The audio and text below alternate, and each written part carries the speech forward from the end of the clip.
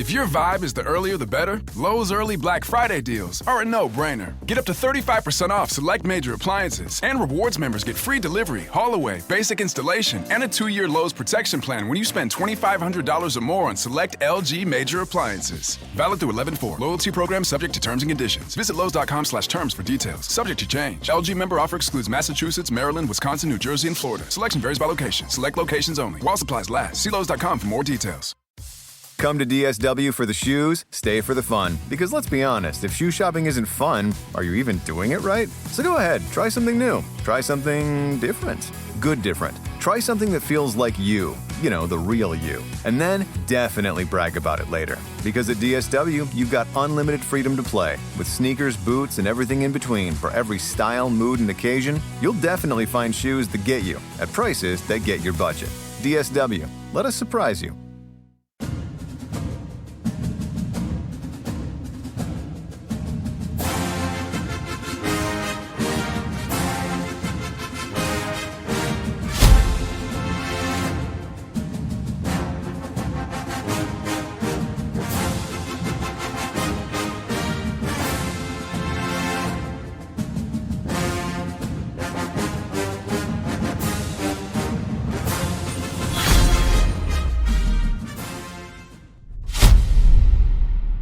Trojan family, what's up? Welcome to the USC LAFB show. I'm your host, Ryan Dyrud, here on the LAFB network. Thank you, as always, for making this a part of your day. Yesterday, the AP poll came out. I loosely mentioned it in my reactions video, but USC comes in ranked 20th in the AP poll this week. They jump Michigan by 1 spot after beating Nebraska. Still behind a lot of SEC teams. But tomorrow is the first edition of the college football playoff rankings, the ones that actually matter.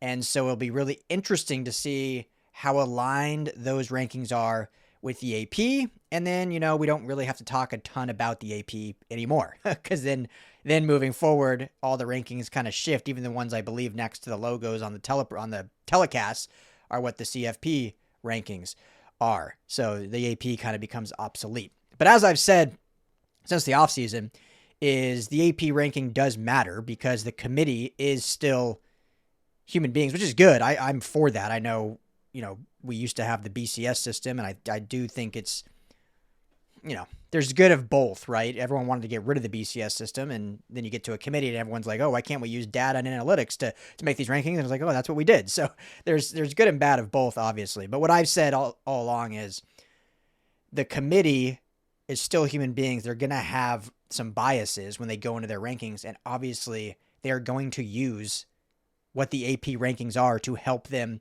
within their process. Now, obviously they have their own analytics and data sets they go off of, but you know, we all know that they're going to see, like, we're not going to see some team that in the AP is unranked all of a sudden be in the top 10. Like it's going to be fairly kind of aligned. So that can be, if you're a pro AP poll, then you'll be like, look, they had it right all along. Or if you're anti, you'll say, well, yeah, they're just going to go off of that as their blueprint. But anyway, USC should be in that tomorrow. We'll certainly jump on here once that is out to discuss. But just wanted to quickly kind of go over this poll and how it actually affects kind of USC going forward. Because you have, you know, 2-loss Miami at 18, 2-loss Oklahoma all up at 11, 2-loss Texas, as I expected, at 13, and Vandy just drops to 15, who is 10. Like, we knew that was going to happen, right? This is what happens for whatever reason with the SEC. Even more so than the Big Ten. It was brutal back when we were in the Pac-12. Then we really saw it. Like a Pac-12 team lost, and it's like, you're out. And we see these SEC teams just kind of waffle. But I knew going into that Vandy-Texas game, Vandy was 10. Texas was 20, I believe. I don't have it in front of me what they were last week, because some of you will correct me in the comments, I'm sure. But they were in that 20 range. Texas ends up is the home team. They dominate early. They get off to a late lead, or get off to an early lead. Vandy comes storming back and ends up losing, I think, by 3. It was a 1-possession game at the end of that game. And so I was like, Vandy's probably going to drop 4 spots. And Texas is going to jump all the way up to the top 15. Because it will be deemed as a quality loss for Vanderbilt on the road and deemed as a top 10 victory for Texas. Sure enough, Texas jumps all the way up to 15. Vandy just drops back. Texas jumps all the way up to 13. Vandy just drops back to 15. Whereas, we see all the time, we'll just keep it to this season in the Big Ten, like a good clash, you win and you're either, or you lose, you're out of the rankings, you win, you just nudge up. I mean, again, I don't care where USC is right now. It's not going to matter. They went out, they're good, which we'll get to. But it's just, talk about the fallacy of these poll rankings, right? Like USC goes into Nebraska, tough fought game. Nebraska's unranked in the AP, but they're a 6-2 football team, tough road environment. USC goes and wins that game. They move up 3 spots from 23 to 20. I'm not saying USC should be like top 10, but you can just see the difference there, that Vanderbilt now is 5 spots ahead of them with the same record. And I think Texas is the most overrated team in college football right now. I really believe that. I don't think we've seen any real dominance. I throw out that opening game against Ohio State. I think that was a good clash, and it's the first game of the season is so hard to judge off of, and I don't think Ohio State was at their best. I don't think Texas was at their best, and it was a pretty low-scoring, ugly game that obviously Ohio State came on top, but they were the home team, as they should. But I just don't think Texas is deserved. Let's look at let's pull up their whole resume here, and then we won't talk too much SEC, don't worry. So Texas obviously loses to Ohio State 14-7, I said. Their other loss was to Florida 29-21. Florida is, take away the logo. Florida is not a good football team. They just fired their coach. So you can't all of a sudden prop up the logo to help your resume when it's not a good team right now. And then their wins are San Jose State, UTEP, Sam Houston, Kentucky by 3, Mississippi State in overtime, and then they had a solid, good win against Oklahoma in the Red River rivalry, and then their 3-point win over Vandy last week. None of that resume tells me, man, that's a good 2-loss team that should be in the top 15. I don't get it. And then you have a team in the Big Ten, Iowa, who is still unranked. Iowa is a 6-2 football team. Their 2 losses are rivalry game at Iowa State by 3, the second game of the season. They lose 16-13. Iowa State, I think they're a good Big 12 team, but it's also an in-state rivalry. A lot of that changes things. And then a 5-point loss to Indiana, the number 2 team in the country, who right now looks like it's going to be a clash between Indiana and Ohio State, and I think the winner of that game probably wins the Natty. That's their 2 losses. They open the game beating Albany. Okay, your cupcake. UMass, your cupcake. They beat Rutgers. They shut out Wisconsin. They beat Penn State, and they just clobber-knocked Minnesota last weekend 41-3. I'm not sitting here saying Iowa's a top 10 team either, but to look at Texas's resume and to say, yep, they're 13th, and to look at Iowa's resume and say, yep, not even ranked, mind-blowing to me. Mind-blowing to me. So it's just, I've done this enough. I probably need to stop getting on here. Hopefully you guys don't just hate me for it, but I've done this enough of just the fallacy of the AP poll and why it doesn't make really any sense, a lot of this. There's obviously some truths to it. It's not like they got all 25 wrong, but there is clearly a lot of biases and prop up for one specific conference. And clearly you see differently. And if I was the Big 12, I'd be even more upset probably. And that's why I said when we were in the Pac-12, it was brutal. Pac-12, you had to go undefeated to even have a shot. You lose a game in the Pac-12, throw them out. You could be 11-1 and you're going to finish outside the top 25 back in the Pac-12 days. So at least now in the Big Ten, you get a little bit more respect. But when you look at USC, regardless of everything I said, they went out. They're in the playoffs. They went out because you will have beaten an underrated Northwestern team this Friday, which is going to be, it's going to be a fun Friday night under the lights. 5-3. Northwestern is a lot better than people anticipated this year. That would have mean you would have beaten, we'll see what Iowa does this weekend, but as of now, beaten a 6-2 Iowa team that is a good football team. You would have gone into Eugene and beaten a top 5 at the right now ranked Oregon on the road, and you'd have beaten your intra-city rival UCLA in the final game of the season. So as long as USC wins out, they'll be in the playoff. I have no doubt about that, regardless of everything I just said with the biases. But we will see what the CFP thinks. And I'm really curious to see if the CFP, when that ranking releases tomorrow, if they have Texas in the top 15. If they have, and we can look at other teams too. I'm just, I know I'm picking on them, but that's just the one that's the most egregious to me based on what we've seen play out this season. But if they have Texas in the top 15, then I think it's safe to say that the CFP truly kind of follows the AP blueprint and uses that, which, leads to some biases in these initial rankings. So there's plenty of time for things to correct itself. I think overall, including me right now, we all make a stink in all this. I think typically we've seen it play out correctly when it comes to the actual college football playoff and which teams make it. I think overall it's been right. There's arguments obviously, and certain fan bases obviously will feel differently, but as an overall product, I think it's usually worked out correctly. So it'll correct itself. The better teams usually do make it. The new format helps with some leniency in certain situations. But I just, wanted to jump on here, get your thoughts.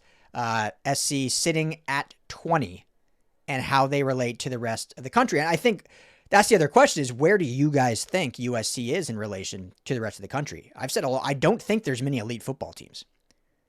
I mean, I really do think you look at right now, you look at Ohio State, Indiana.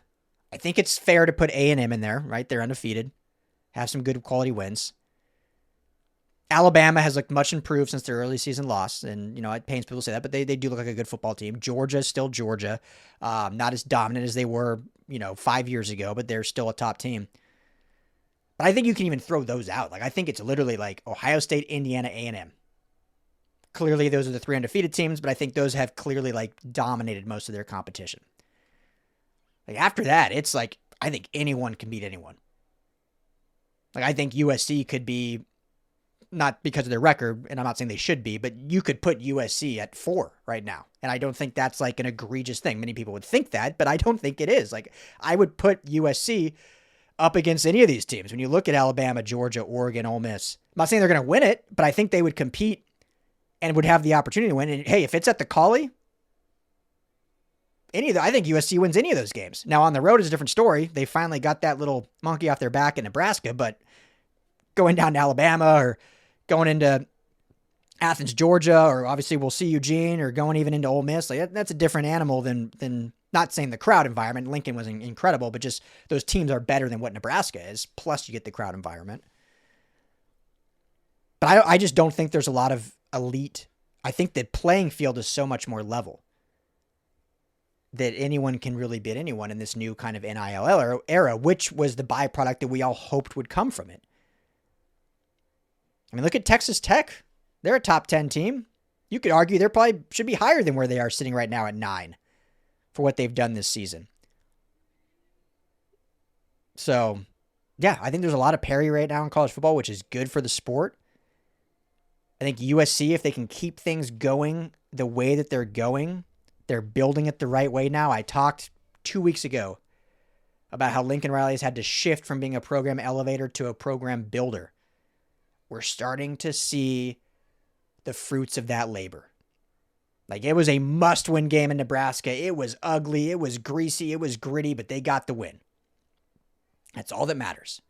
All you care about is a W next to it in that kind of environment. So keep building, keep stacking, and everything will take care of itself for this season and beyond. I think this recruiting class, which I'll have another recruiting video here in a bit, is fired up about the program right now. And some of these dudes are just going to be so talented. Scott Schrader was down in Texas and watched Jamian Winfield down there, elite defensive lineman. I mean, that dude is not getting talked about enough.